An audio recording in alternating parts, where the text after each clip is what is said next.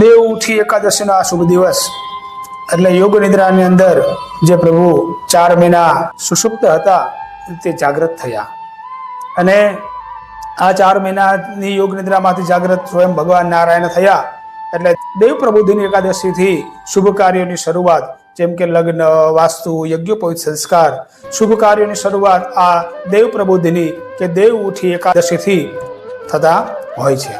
આ દિવસ એટલે તુલસી વિવાહનો પણ દિવસ ગણાય. આ દિવસથી તુલસી વિવાહના કાર્યો 5 દિવસ સુધી ચાલે અને સ્વયં નારાયણને એ વૃંદાની પ્રાપ્તિ થાય. તુલસી વિવાહના કાર્યથી બધા કાર્યોની શુભ શરૂઆત થતી હોય છે.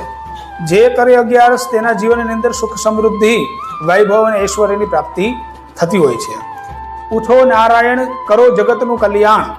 નારાયણ ભગવાન જાગૃત થતાની સાથે જ જગત આખાનું કલ્યાણ કરનારી બને છે.